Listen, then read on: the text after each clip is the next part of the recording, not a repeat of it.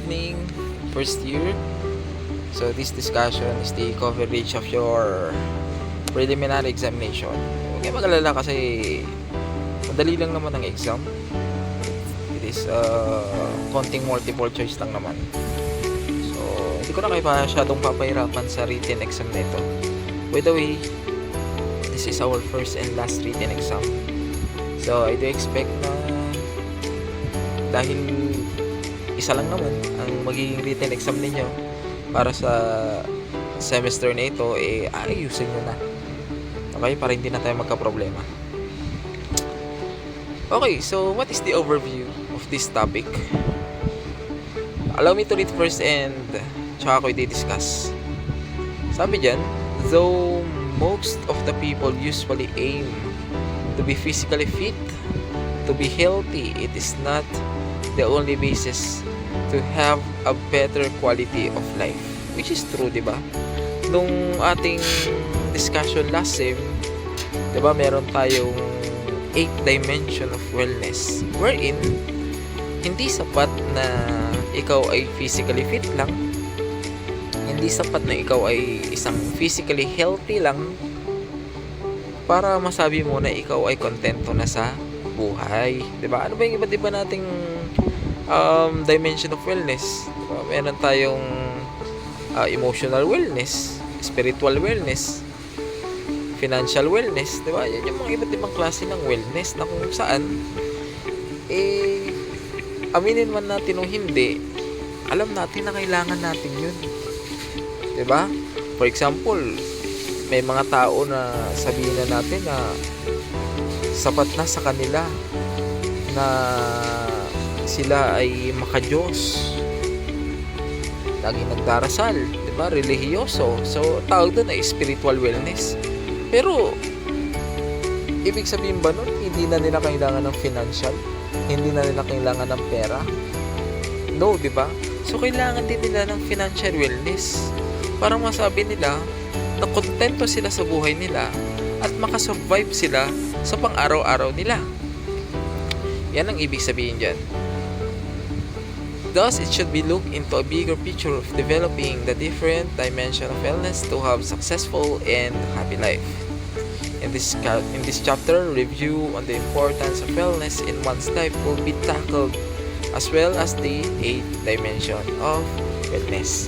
Okay, so yun na tayo sa course materials natin. So, discussion, as the fitness concept grew at the end of the last century, it became clear the several specific components contribute to an individual's overall level of fitness.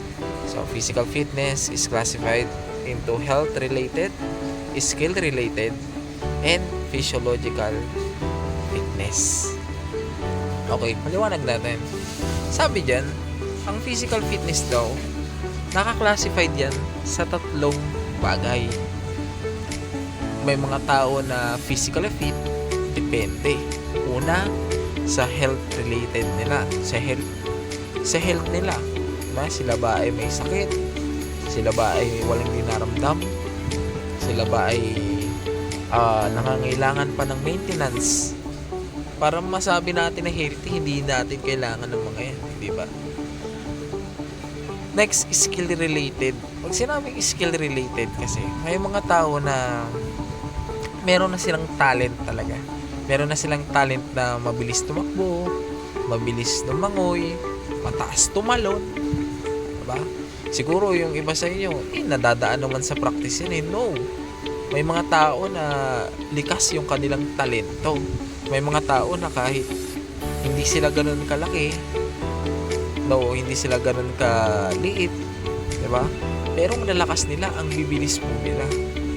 Because that is their skill. Kasi kung lahat na lang ng talent, lahat ng skill ay napag-aaralan, marami pong champion. Diba?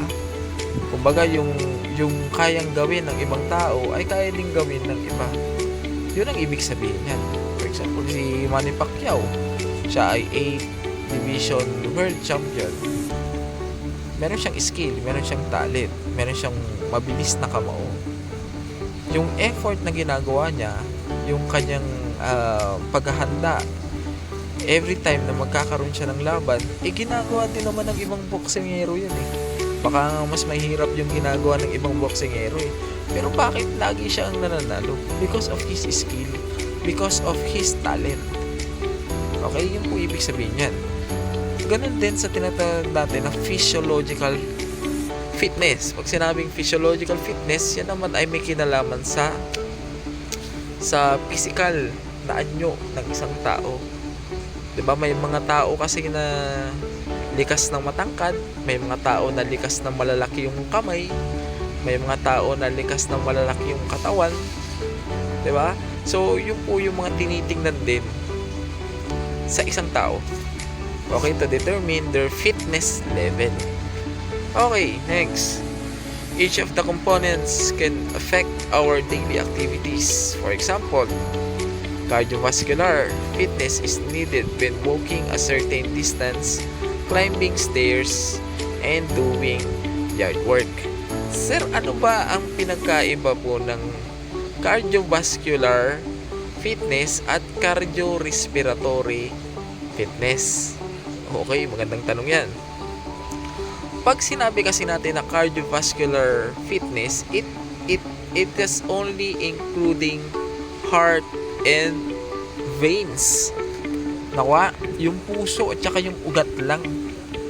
Kumbaga, ito pong mga activities na ito yung mga klase ng gawain na kung saan hindi siya gaano nakakapagod. Hindi siya gaano nakakahingal. Okay? Basta maayos yung daloy ng dugo mula sa puso, sa ugat, magagawa mo itong mga trabaho na to. Kagaya nga po ng paglalakad, pag-akyat sa hagdanan, diba? Pag-garden, diba? Paglilinis ng bahay, diba? Hindi naman ganong nakakapagod yung mga yan. Hindi siya ganon nakakahingal. So, yan po yung tinatawag natin na cardiovascular activities. So, pag nagagawa niya mo yung mga bagay na yan, meron kang tinatawag na cardiovascular fitness. Pag sinabi naman natin na cardiorespiratory fitness, hindi lang po yan puso at ugat. Meron na pong kasamang lungs. Okay? Kasi meron ng respiratory na included. Okay? So, pag may kasama ng lungs, matik yan. Yung mga activities na ginagawa ay nakakahingal. Okay? Nakakahingal na siya, nakakapagod na siya. Kagaya po ng pag-engage sa sports. Kagaya po ng basketball, tennis. Diba? Ginagawa dyan, takbo ng takbo. So, nakakahingal siya, nakakapagod siya. Maging yung pagsayaw, nakakapagod din po yan. Diba? Yan po ay mga included sa mga tinatawag natin na cardio-respiratory activities. Okay? So, pag nagagawa mo yung mga activities na yan or mga gawain na yan, ang tawag po dyan ay cardiorespiratory fitness. Ulitin ko ang pinagkaiba ng cardiovascular at cardiorespiratory. Si cardiovascular, puso at ugat lang. Okay? Basta maayos ang daloy ng dugo, magagawa mo yung mga activities na yan.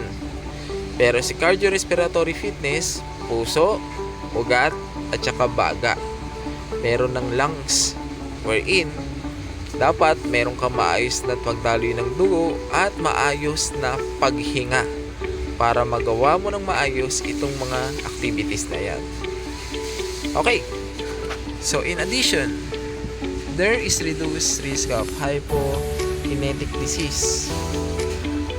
Hypokinetic disease are those diseases that stem from lack of physical activity.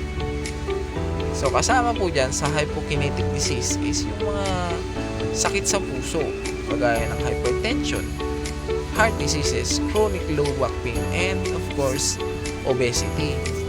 Pag sinabi po nating obesity, ito po yung masyado ng malaki or mataas yung timbang ng katawan mo. Kumbaga mas grabe ka pa sa overweight. Okay? Overweight. Susunod sa overweight, obesity. Ang obesity, sakit na po talaga yan. Okay. So next we have health-related fitness. It is related to the ability of the person to perform activities of daily living without undue fatigue and has a low risk of premature sedentary lifestyle diseases. So, pag sinabi natin na ang isang tao ay may health-related fitness, ito po yung kapag ginagawa niya itong mga activities na to, hindi siya gaano napapagod. Nakukuha po ba? So, there are 5 health-related fitness components. Meron tayong tinatawag na cardio-respiratory fitness, which is na-discuss ko na sa inyo. Muscular strength, muscular endurance, body composition, and flexibility. Okay, isa-isay natin. Pag sinabing body composition, it relates to the relative amount of muscle, fat, bone, and other vital parts of the body.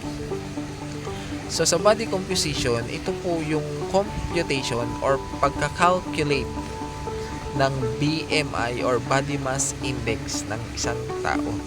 Sir, ano bang kinalaman ng BMI sa katawan ng tao? So ang BMI, yan po yung relation between the height and weight ng isang tao na kung saan kung matangkad ka, dapat medyo mabigat ka. Kapag ikaw naman ay medyo bansot or pandak, dapat medyo magaan ka para masabi natin na normal yung BMI mo. Now, kapag hindi kasi maayos yung BMI mo, for example, you are underweight.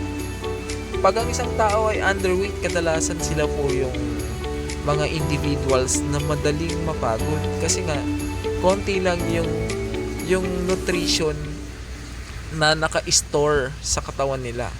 Diba? Kasi yung mga muscles natin, diyan po nag-i-store yung mga energy na magagamit natin sa buong maghapon. Kaya kung papansinin niyo yung mga payat, diba? Especially mga malnourished, kung papansin para silang laging tuyo, parang nanunuyo yung balat nila, para silang laging nananamlay, namumutla, 'di ba? Hindi mo masasabi na they are health related fitness or health related fit. Ganun din sa mga sobra yung body mass index nila, 'di ba? Kagaya ng mga overweight at obese, na kung saan marami nga yung naka-store na energy sa katawan nila, pero mabilis lang na maubos yun because sobra-sobra yung kanilang fats sa katawan nila. Kumbaga mabilis na maubos yung kanilang energy. Thereby, hindi natin masasabi din na they are health-related fit. Masasabi natin na health-related fit nga ang isang tao if normal po ang BMI nila. So, pag normal kasi ang BMI nila, mas nagagawa nila yung mga cardio-respiratory activities na hindi sila napapagod. Imagine, if you compare isang tao na payat, isang tao na muscular, at isang tao na overweight, sa kanilang tatlo, ang may kakayahan na makapag-engage sa mga nakakahingal na activities is yung taong muscular. 'Di ba? Yung mga taong batak. Okay? I'm not saying na lahat ng payat, lahat ng mataba ay hindi kayang maging health-related fit. I'm saying that karamihan ng mga tao na may hindi maayos na BMI, which is underweight or overweight, ay nahihirapan po na mag-engage sa mga nakakapagod at nakakahingal na mga activities. Okay? Next. 1.2. Flexibility relates to the range of motion available at the joint. Flexibility is specific to each joint of the body. Therefore, there is no general test of flexibility unlike for the cardio-respiratory fitness where there is a standard test. Pag sinabing flexibility naman, the word joint, ano ba yung joint? Yung joint, yan po yung nagdudugtong sa bawat buto ng katawan natin. Diba? For example, yung siko natin, diba, na na, na nababali-bali natin siya because of our joint. Ganun din dito sa ating leeg. 'Di ba? Naiikot-ikot natin siya because of our joint. Now, kapag ang isang tao daw ay hindi po maigalaw yung kanyang mga joint, syempre para siyang paralisado, 'di ba? Para siyang may stroke. Para siyang na-stroke. So, hindi mo masabi na they are health-related fit people. So, masabi mo na isang health-related fit ang isang tao kung meron silang flexibility. Kumbaga wala siyang problema sa mga joints niya. Kaya niyang igalaw-galaw lahat ng mga buto-buto niya. Okay, next. Cardiorespiratory fitness. Ito, na-explain ko na ito sa inyo kanina eh. It relates the ability of the circulatory and respiratory systems to supply oxygen during sustained physical activity. Okay, pag sinabing sustained, ibig sabihin kahit na nakakapagod yung ginagawa mo, halimbawa nagja-jogging ka, mabilis na yung pagja-jogging mo, diba? Pero still hindi ka nauubusan ng oxygen, ibig sabihin cardiorespiratory fit ka kasi nakakasabay yung respiratory system mo sa circulatory system mo. Cardiorespiratory fitness is also known as cardiovascular fitness, cardiovascular endurance, or aerobic fitness. Okay.